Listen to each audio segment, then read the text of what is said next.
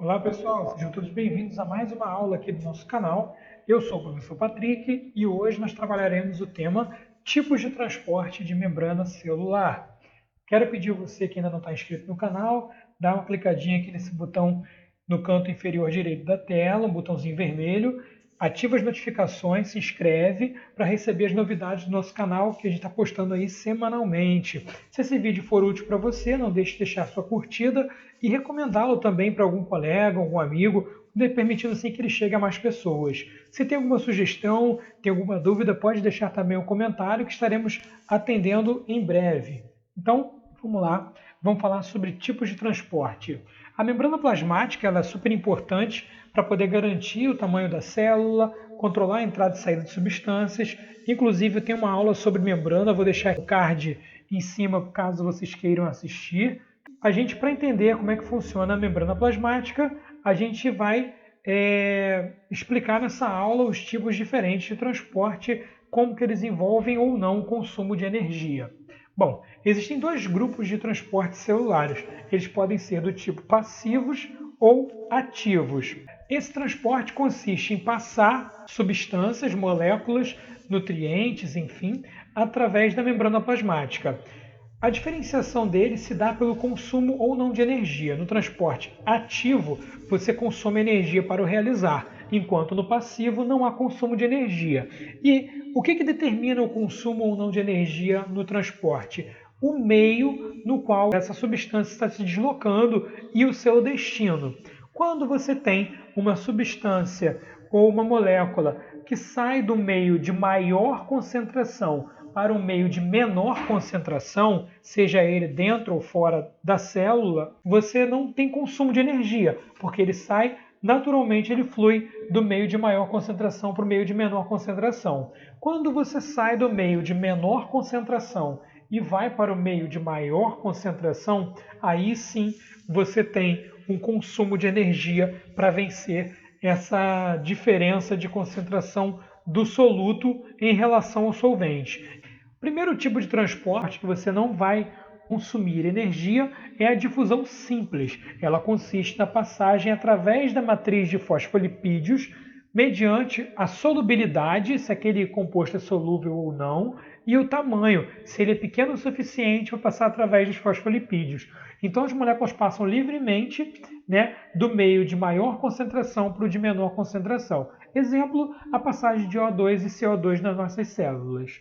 A difusão facilitada ela vai ocorrer quando a passagem do meio de maior concentração para o de menor concentração não atravessa a bicamada de fosfolipídio, mas é intermediada e facilitada pela presença de proteínas especiais, as permeases. Contudo, em alguns casos de íons específicos, eles passam através das proteínas chamadas proteínas canal e as moléculas de água através das proteínas chamadas de aquaporinas. Aqui um exemplo de difusão facilitada por uma permease que controla a entrada da lactose. Lactose fora da célula é carregada por uma proteína permease que se abre para o interior da célula, fazendo com que essa lactose entre no meio celular. No caso aqui, na imagem da esquerda, nós temos uma proteína canal, por onde passam íons específicos, e na imagem da direita, uma aquaporina, por onde passam somente moléculas de água. A osmose é um tipo de difusão chamada também de difusão da água. Por quê? Diferente da difusão simples, da facilitada, no qual é o soluto que passa, na osmose ocorre a passagem de água, no caso solvente, do meio de menor concentração para aquele de maior concentração através de uma membrana semipermeável. Então a gente diz que o meio de menor concentração é o meio hipotônico e o meio de maior concentração é o meio hipertônico. Então guarde bem esse detalhe. Não passa soluto, passa solvente, a água. A gente pode ter o comportamento da osmose de modo diferente nas células animais das células vegetais. Por quê? Nas células vegetais nós temos uma parede celular de celulose, que garante que essa célula não perderá totalmente o seu formato, mas perde o seu volume. Quando ela está no meio hipertônico, ela sofre plasmólise, ou seja, a água tende a ir em direção do meio hipertônico, tende a sair da célula. Em células animais, ocorre o que a gente chama de crenação. A plasmólise enruga e faz com que essas hemácias murchem. No meio isotônico, você tem uma concentração de água dentro e fora da célula de maneira igual, então elas permanecem em equilíbrio. No meio hipotônico, a tendência das células é absorver água, a ter maior concentração de sal dentro da célula, por isso que a água vai para esse destino. Então elas ficam em estado de turgescência, certo?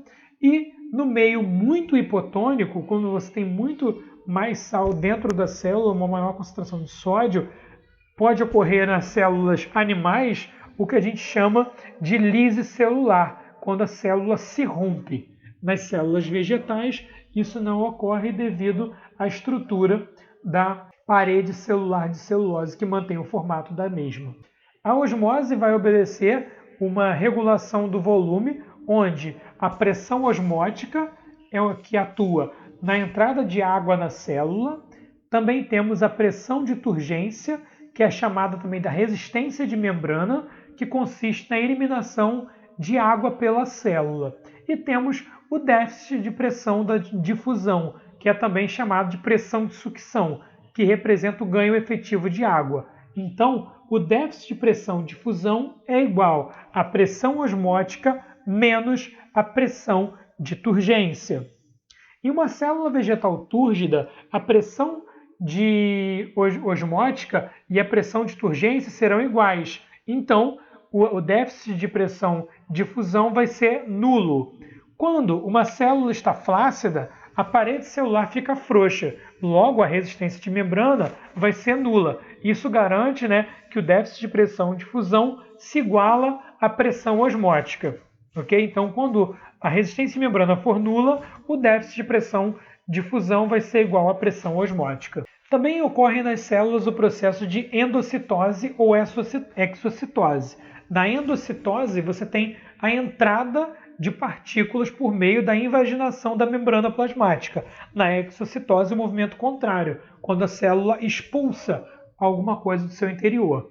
A endocitose pode ser de duas formas de acordo com as partículas que a célula engloba. Ela pode ser fagocitose, quando ela emite pseudópodes e engloba partículas sólidas em fagossomos, ou pinocitose, quando a célula captura líquido ou macromoléculas dissolvidas em água, através de invaginação, formando os pinossomos.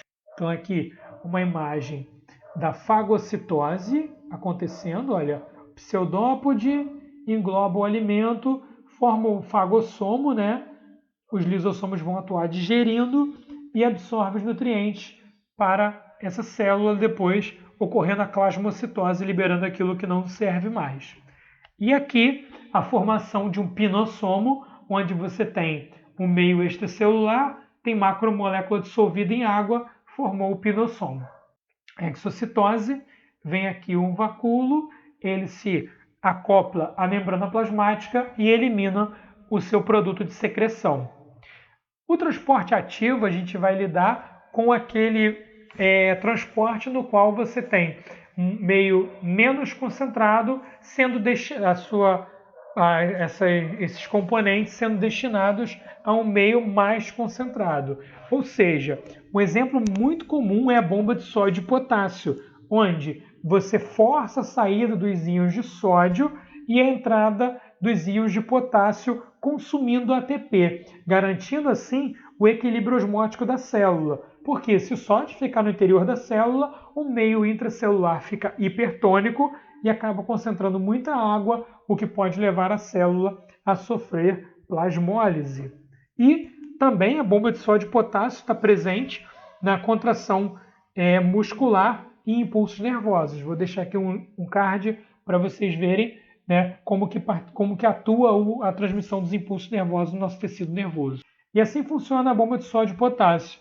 Em uma face da membrana, a face interna, 3 íons de sódio se acoplam a uma proteína, onde você gasta energia empurrando esses íons para fora permitindo que acoplem-se os íons de potássio que estão no exterior da célula, garantindo que esse potássio seja absorvido e quando libera o fosfato inorgânico, essa proteína muda novamente sua conformação, permitindo que os íons de potássio entrem na célula. Em caso do aumento de temperatura, essa bomba de sódio e potássio pode interromper o seu funcionamento e os íons equilibrar-se por meio da difusão simples, o que coloca a célula em risco de sofrer aí um acúmulo de água desnecessariamente. Também pode contribuir para a entrada indireta de glicose e de aminoácidos, o que nós chamamos de cotransporte. Outros exemplos de transporte ativo, a gente tem as bombas de cálcio nas células musculares e a passagem de sais do solo para as raízes das plantas também na nutrição vegetal. Além de iodo no sangue, para o iodo que passa do sangue para a tireoide, também para a glândula de tireoide e produção dos hormônios tireoxina, triodotironina, por exemplo.